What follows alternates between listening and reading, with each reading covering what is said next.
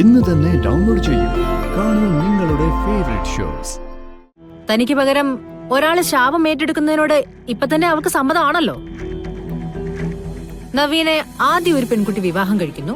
അതിനുശേഷം ശാപം ഒഴിഞ്ഞ ഗാധിയുടെ നവീന്റെ വിവാഹം നടത്താന്ന് പറഞ്ഞ അവൾ ഓക്കെ ആവും. നിർമ്മലയുടെ നോട്ടം എല്ലായിടത്തും പതിയുന്നുണ്ട്. അതുകൊണ്ടാണ് മറ്റാരും കാണാത്ത കാഴ്ചകള് നിനക്ക് കാണേണ്ടി വരുന്നത്. എന്തായാലും അന്വേഷിച്ച് നടന്ന് കഴിഞ്ഞ ദിവസത്തെ പോലെ സർപ്പങ്ങളുടെ മുമ്പിൽ ചെന്ന് ചാടണ്ട.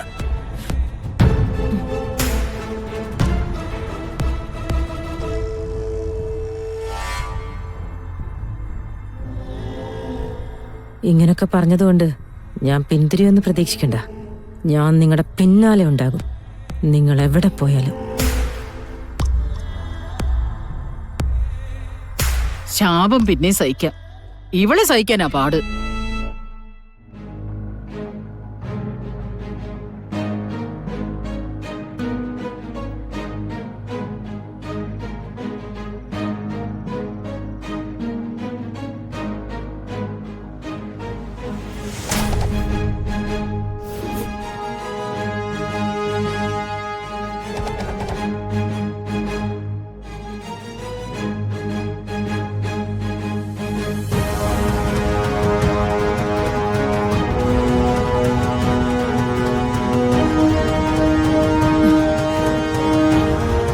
സിനി,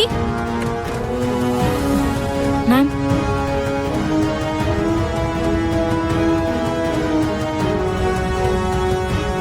എന്തു പറ്റി മാം? ഹോസ്പിറ്റലിൽ നിന്ന് വിളിച്ചിരുന്നോ? എന്താ മാം?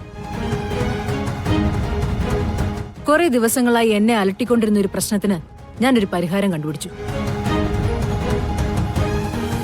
ഗാഥമോളെ രക്ഷിക്കാൻ വേണ്ടി നവീനെ കീർത്തിയെ കൊണ്ട് വിവാഹം കഴിപ്പിക്കാൻ ഞാനൊരു ശ്രമം നടത്തിയില്ലേ? പക്ഷേ എന്റെ ആ ശ്രമം ഗാഥമോള് തിരിച്ചറിഞ്ഞു. ഇപ്പൊ ഞാൻ ചിന്തിക്കുന്നത് വേറൊന്നാ. നവീൻ വിവാഹം കഴിക്കുന്നത് ഗാഥയുടെ അതേ രൂപമുള്ള കൃഷ്ണയാണെങ്കിലോ? മാം എന്താ ഈ പറയുന്നേ? കൃഷ്ണയുടെ ജന്മവും ഗാഥയുടെ രൂപവും ശ്രീനിവാസും ശാന്തിയും എന്നോട് ചെയ്ത ചതിയുടെ കൂലിയ. ഒരുപക്ഷെ അതിന് പകരം വീട്ടാനായിട്ട് എനിക്ക് കിട്ടിയ അവസരമായിരിക്കും ഇത്. ഗാഥയ്ക്ക് പകരം കൃഷ്ണയാണ് നവീന്റെ വധുവാകുന്നതെങ്കിൽ സർപ്പശാപം അനുഭവിക്കേണ്ടത് അവളല്ലേ? മാമിന്റെ ആലോചനയില് ഇത് വന്നതിൽ എനിക്ക് അത്ഭുതമൊന്നുമില്ല. ഇതിനേക്കാൾ എത്രയോ സങ്കീർണമായ പ്രശ്നങ്ങൾ മാം പരിഹരിക്കുന്നത് ഞാൻ കണ്ടിട്ടുണ്ട്. പക്ഷേ ഇത് നടക്കണമെങ്കിൽ ഗാഥ മാഡവും കൃഷ്ണയെ സമ്മതിക്കണ്ടേ? ഗാഥയോട് ഞാൻ പറഞ്ഞ് സമ്മതിപ്പിക്കാം. തനിക്ക് പകരം ഒരാള് ശാപം ഏറ്റെടുക്കുന്നതിനോട് ഇപ്പൊ തന്നെ അവൾക്ക് സമ്മതമാണല്ലോ. നവീനെ ആദ്യം ഒരു പെൺകുട്ടി വിവാഹം കഴിക്കുന്നു. അതിനുശേഷം ശാപം ഒഴിഞ്ഞ ഗാഥയുടെ നവീന്റെ വിവാഹം നടത്താന്ന് പറഞ്ഞ അവൾ ഓക്കെ ആവും.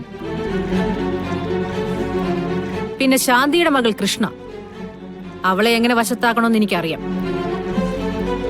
അതിനൊരു വഴിയുണ്ടാവും. സിനി പോയി കിടന്നോളൂ. മാം, വലിയൊരു പ്രശ്നത്തിനുള്ള ഉത്തരം കണ്ടെത്തി കഴിഞ്ഞു സിനി. ഇനി എനിക്കൊന്ന് ഉറങ്ങണം. Good night. ശരി മാം, ഗുഡ് നൈറ്റ്.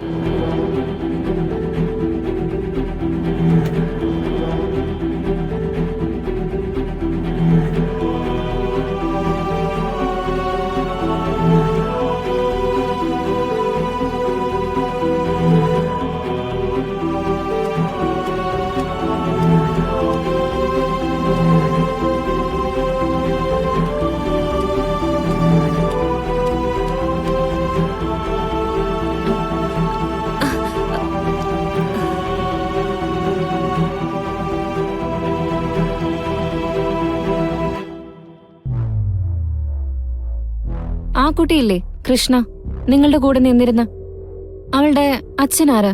അയാള് ജീവിച്ചിരിപ്പുണ്ടോ? എനിക്കറിയില്ല മാഡം.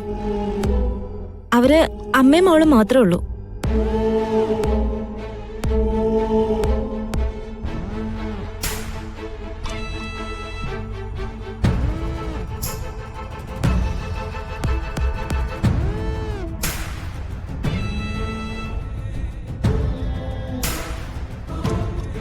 അച്ഛനെ കുറിച്ച് ആ കുട്ടി ഒന്നും പറയാറില്ലേ? ഇല്ല മാഡം. അവൾ എപ്പോഴും പറയാറുള്ളത് അവളുടെ അമ്മയുടെ അസുഖത്തിന്റെ കാര്യ. അവരുടെ ഓപ്പറേഷനുള്ള പണം അന്വേഷിച്ച ആ പാവം നടക്കുന്നത്. അവരെ ആരും സഹായിക്കാൻ പോലുമില്ല. ഉം.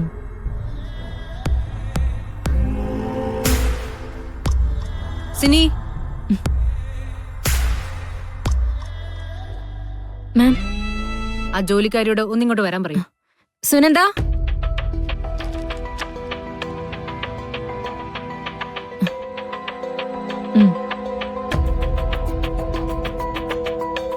ആ കുട്ടിയുടെ പേരെന്താ? കൃഷ്ണ. എന്റെ മകളുടെ രൂപസാദൃശ്യമുള്ള കുട്ടിയാ. അവളെ എനിക്ക് ഇഷ്ടപ്പെടാതിരിക്കാൻ പറ്റില്ലല്ലോ.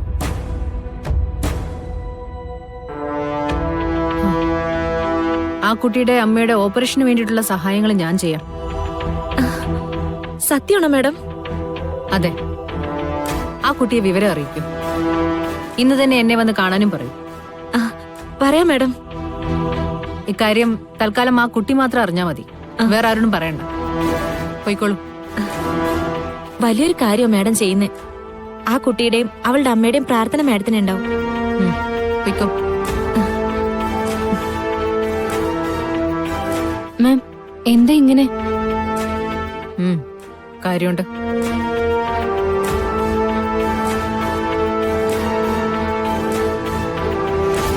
ഒരു മിനിറ്റ്. ഹലോ. ആ ഗോപാലേട്ടാ, നമ്മൾ പ്രതീക്ഷിച്ചത് നടന്നു. എന്തു പറ്റി? നിന്നെ പണിയെന്ന് പറഞ്ഞു വിട്ടാ? അതല്ല, കൃഷ്ണമോളുടെ കാര്യം. മാഡം ഇപ്പൊ എന്നെ വിളിപ്പിച്ചിരുന്നു. കൃഷ്ണയുടെ അമ്മയുടെ ഓപ്പറേഷനുള്ള പണം മാഡം തരാന്ന് പറഞ്ഞു. ആണോ? എന്റെ ഭഗവാനെ, സത്യമാണോടി? എത്രയും പെട്ടെന്ന് കൃഷ്ണമോളെ വിവരം അറിയിച്ചിട്ട് അവളോട് വരാൻ പറഞ്ഞിരിക്ക. ഞാൻ ഇപ്പൊ തന്നെ വിളിച്ചു പറയാം. കേൾക്കുമ്പം കൃഷ്ണമോൾക്കും തങ്കത്തിനും സന്തോഷമാവും.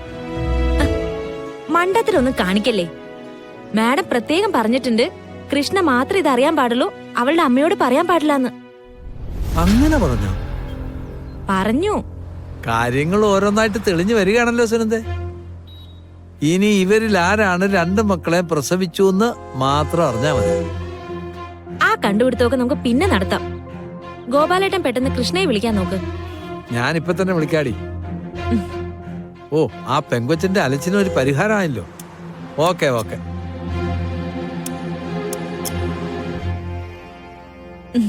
എന്റെ ഈശ്വരാ.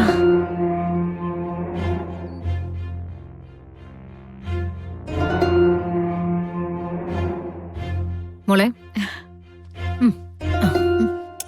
കുറച്ചുനേരം മമ്മിയെ കാണാണ്ടായപ്പോ വിഷമിച്ചോ? മമ്മിക്ക് കുറച്ച് മീറ്റിംഗ്സ് അറ്റൻഡ് ചെയ്യാനുണ്ടെന്ന് സിനിച്ചേച്ചി വിളിച്ച് പറഞ്ഞിരുന്നു. സാരല്ല.